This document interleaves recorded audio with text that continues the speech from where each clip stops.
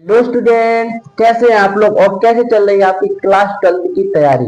आपकी क्लास 12 की तैयारी को बेहतरीन बनाने के लिए मैं आप सभी को क्लास 12 केमिस्ट्री विषय का विलेन चैप्टर का सबसे मोस्ट इंपॉर्टेंट टॉपिक लेकर आए हैं, परासरण। आज के इस वीडियो में हम कंप्लीट करने वाले हैं परासरण परासरण के प्रकार और परासरण दाब क्या है। तो बस वीडियो को आप स्किप किए बिना पूरा वॉच जरूर कीजिएगा। और ये जो वीडियो होने वाला है बहुत ही इंटरेस्टिंग होने वाला है, इसलिए इस वीडियो के अंत तक आप बने रहिएगा। सर्वप्रथम समझते हैं हम परासरण होता क्या है। परासरण समझने के लिए मुझे एक इस चित्र को आप समझिएगा।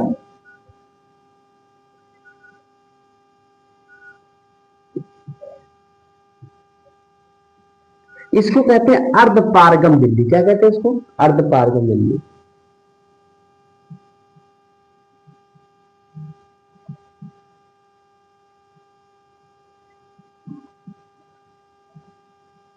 इसको कहते हैं अर्धपारगम झिल्ली। अब ये अर्धपारगम झिल्ली क्या होती है? ये अर्धपारगम झिल्ली होती है ये जो विलायक के अणुओं को अपने से स्वतः प्रवाह करने देती है, परंतु विलेय के अणुओं को स्वतः प्रवाह नहीं करने देती है।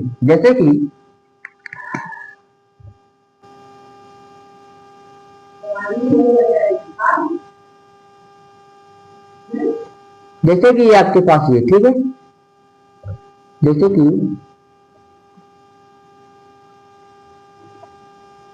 एक तरफ आपका कम सांद्रता और एक तरफ अधिक सांद्रता वाला विलयन भरा हुआ है। ठीक है, ये आपका कम सांद्रता का विलयन है। ठीक है, कम सांद्रता का विलयन। और ये आपका अधिक सांद्रता का विलयन है, अधिक सांद्रता।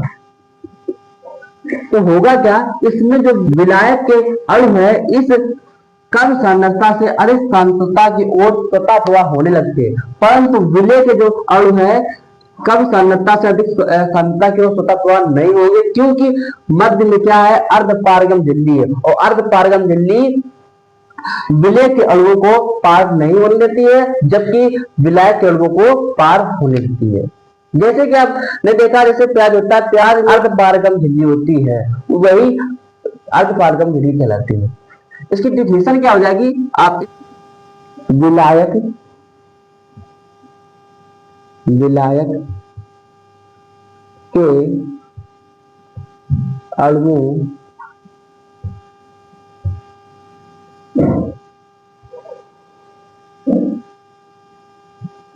को विलायक के अणुओं का अर्धपारगम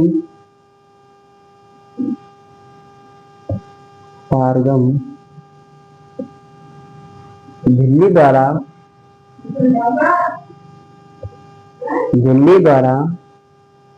कम सांद्रता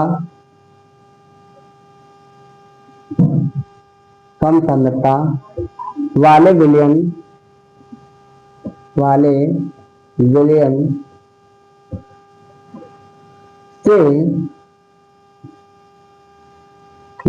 से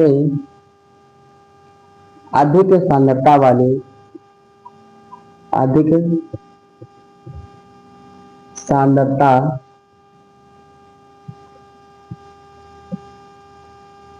वाले विलयन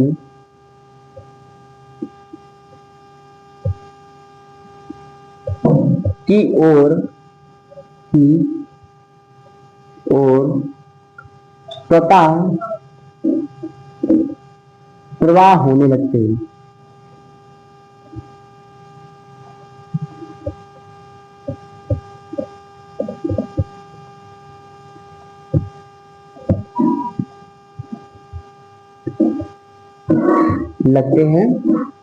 जिसे परासरण कहते हैं,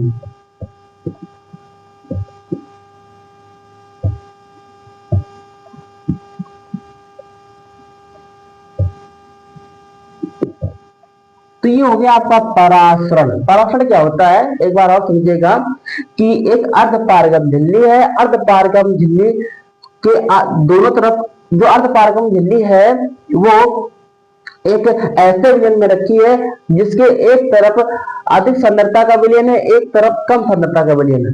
तो उसमें जो विलायक के अणु है वो कम सांद्रता से अधिक सांद्रता की ओर स्वतः प्रवाह होने लगते हैं अर्धपारगम झिल्ली द्वारा, ठीक है।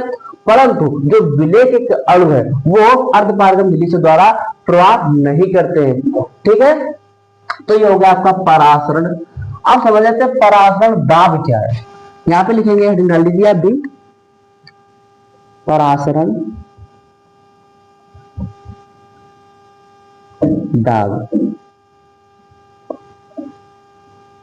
पहले परासरण दाब को समझिएगा। देखिए ये जो क्रिया हो रही है ये तो हमारी परासरण कहलाई, यानी कि जो कम सांद्रता से अधिक सांद्रता की ओर स्वतः प्रवाह करने को ही ये परासरण कहलाया। अब इस क्रिया को रोकने के लिए इस पर लगाया गया बाह्य न्यूनतम दाब को हम परासरण दाब कहते हैं, समझिएगा। यानी जो क्रिया हो रही है परासरण की क्रिया को रोकने के लिए इस पर लगाया गया बाह्य न्यूनतम दाब को ही हम परासरण दाब कहते हैं। यहाँ पर हेडिंग लिखेंगे, लिखेंगे यहाँ पर परासरण की क्रिया को रोकने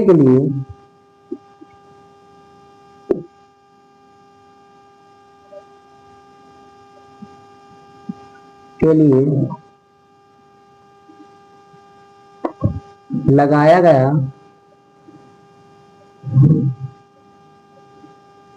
बाह्य न्यूनतम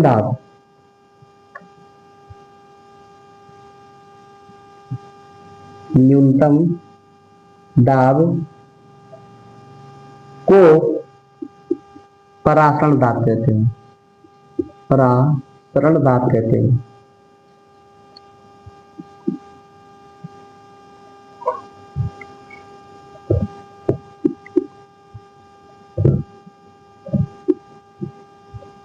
तो ये हुआ आपका परासरण दाब, यानी कि इस क्रिया जो परासरण की क्रिया को रोकने के लिए ही जो बाहरी दाब लगाया जाता है उसे ही परासरण दाब कहते हैं। आई होप ये भी आप समझ गए होंगे परासरण क्या होता है, परासरण दाब क्या होता है। अब हम पढ़ते हैं परासरण के प्रकार। परासरण कितने प्रकार का होता है ये भी बहुत ज्यादा इंपॉर्टेंट है, ठीक है। तो इसको समझिएगा, इसके लिए मुझे इसको रब करना पड़ेगा।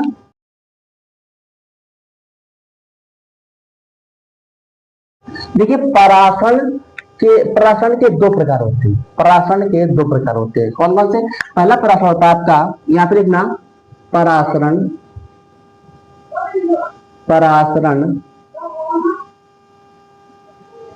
दो प्रकार का होता है, दो प्रकार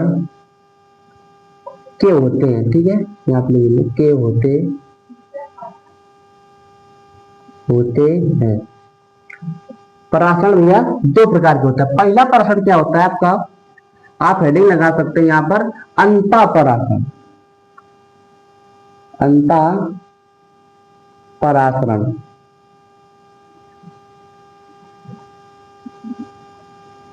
जब विलायक के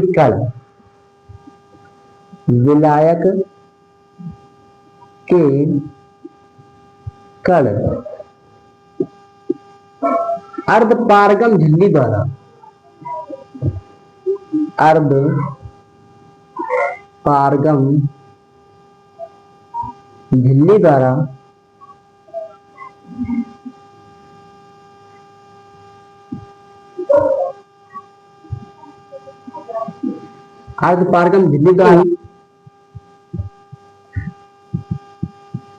पदार्थ के अंदर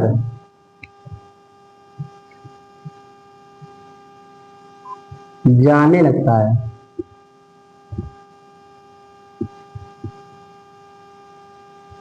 है तो उसे अंतःपरासरण कहते हैं। अंतःपरासरण कहते हैं।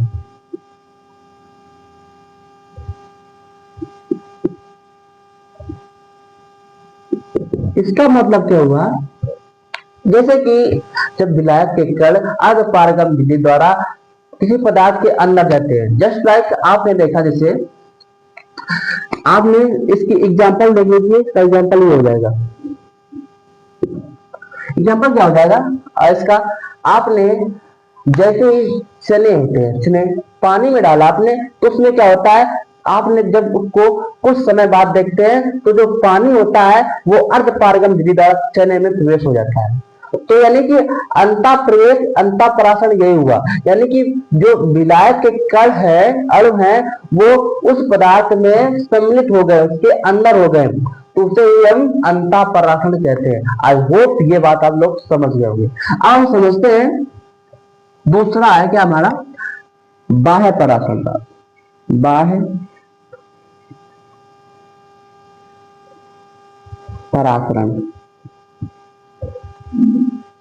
बाह्य पराशरण क्या होता है इसको समझिएगा। देखिए बाह्य पराशरण, जब बाह्य पराशरण क्या होगा,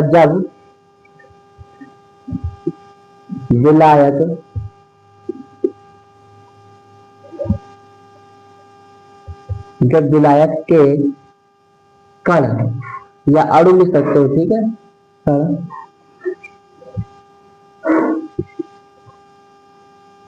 अर्धपारगम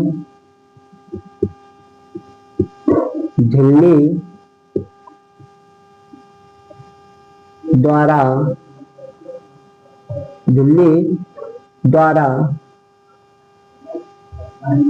किसी पदार्थ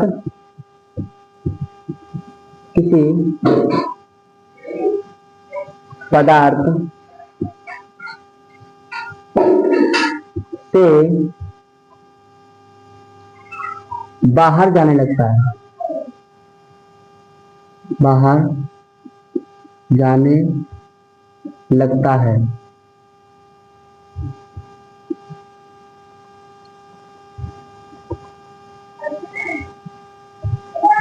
तो उसे बाह्य पराशरण कहते हैं। बाह्य पराशरण कहते हैं। ये भी बात आप समझ रहे होंगे। जैसे ये बाह्य पराशरण क्या होता है, जब विलायक के कण अर्धपारगम झिल्ली द्वारा बाहर आने लगते हैं तो उसे हम बाह्य पराशरण कहते हैं। तो मैंने आप सभी को पराशरण दाब पराशरण के प्रकार पढ़ा दिए। अगले नेक्स्ट वीडियो में पढ़ेंगे प्रतिलोम पराशरण क्या होता है। तो आई होप ये वीडियो आप लोगों को पसंद आया होगा। यदि पसंद आया हो तो इसे लाइक कर दीजिए, चैनल पर नए हैं तो सब्सक्राइब कर लीजिए, बेल आइकन को ऑल कर लीजिए। मिलते हैं अगले नेक्स्ट वीडियो में ऐसे ही धमाकेदार टॉपिक के साथ। तब तक के लिए जय हिंद, वंदे मातरम।